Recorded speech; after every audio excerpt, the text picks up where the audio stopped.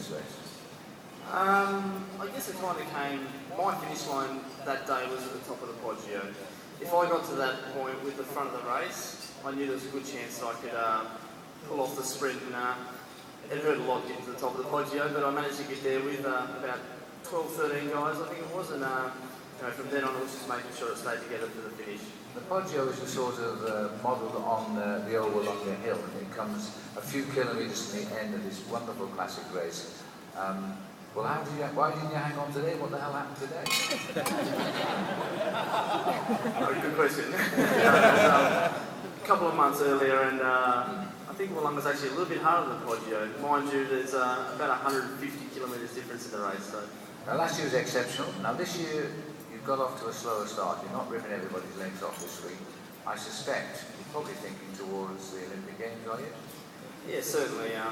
Also, going to focus more through the classic season. I was going well through this part of the season, Oman, Paris-Nice, and I was kind of coming down on form after Milan-San Remo last year. Where this year I want to make that the start and keep running for the next month after. Now you're rid of the Max missile now, Mark Cavendish. You've left the team, but the team's gone. Everybody's left the team. Mark has gone elsewhere. What's it going to be like racing against Mark Cavendish rather than for him? It's going to be a bit of fun, isn't it? We've got Mark Renshaw as well, Mark Cavendish, myself, all going to different teams. We're all taking the same ideas to a new team, and I think we've got a pretty good team in Green Edge, so hopefully we can give him a fair run for his money. Now I know what Stuart Graham thinks. Yeah, come on, give it a try. Cheer on the Aussies, big bias like you always are. Green Edge, I remember Stu right at the start of this year saying it's a dream. He's living a dream, he's coming towards the end of his career. You saw how he rode today, it'll be a while before he retires, I suspect. But he's living a dream. He's an Australian on an Australian team. For you, you've got a lot of time in front of you and a lot of big classic wins ahead of you, I suspect. You're riding for an Aussie team. Yeah, it's something like, it's a dream for not only Stuart, for a lot of people. For myself to be racing hard an Aussie team is incredible, and the guys that put the team together, it's been a dream of theirs for probably since before I was born, nearly some of the guys I think, but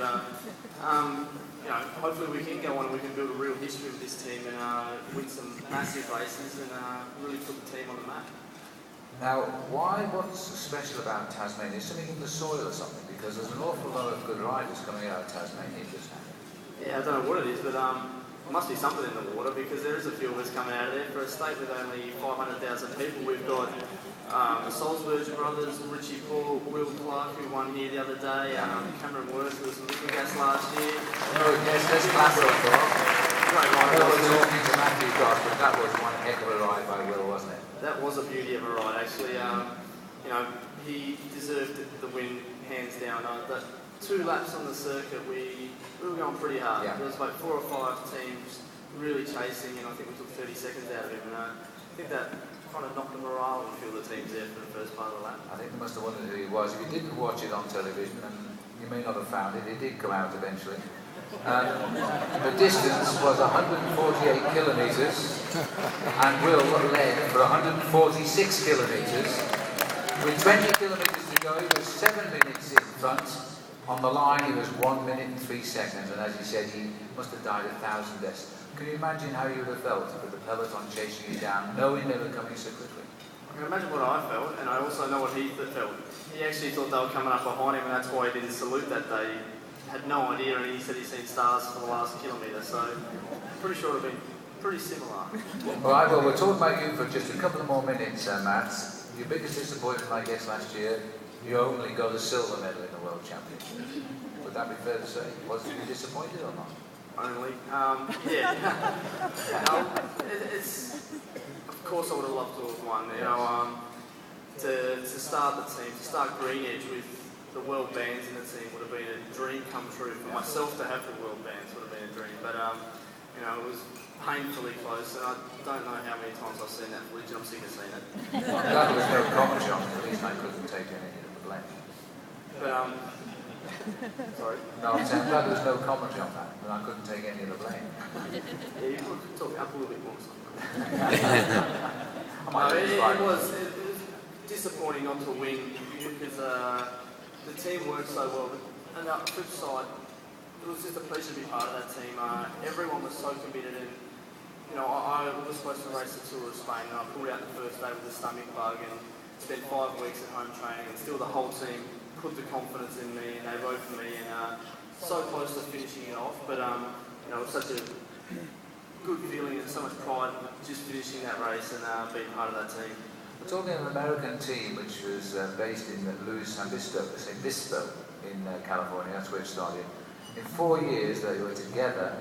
They won over 500 bike races, the team, and it was all because you didn't care who won in the team. If you can generate that feeling of winning as friends with green edge, you're going to wipe the floor with everybody. And I think that's what we've got. We're not teammates, we're just a bunch of mates. And I think that's going to be the key.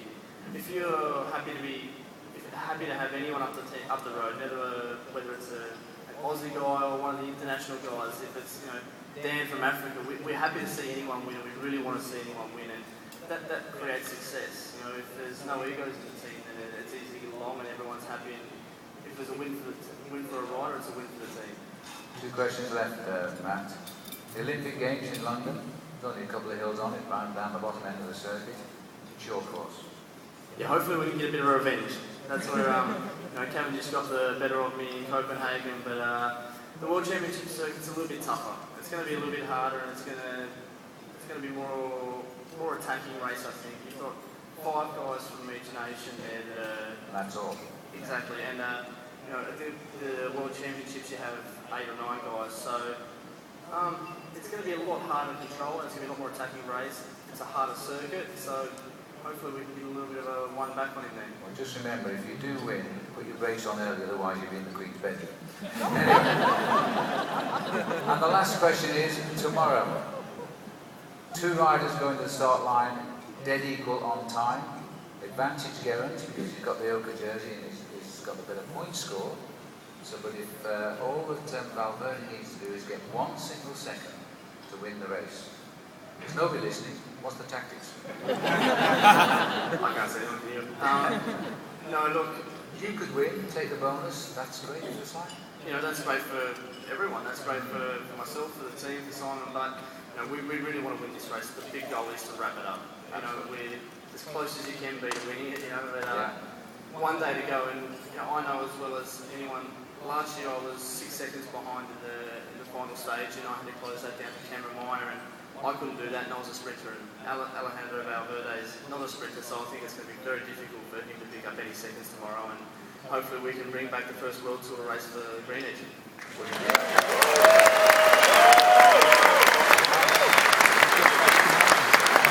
watching very closely tomorrow, but I think also we'll be watching you as the season unfolds and takes us towards the Olympic Games in London, because you've got to get selection first, I know, but I think you'll be in the team that goes to London. I really hope so. I wish you the very best of luck. Thanks very much, guys.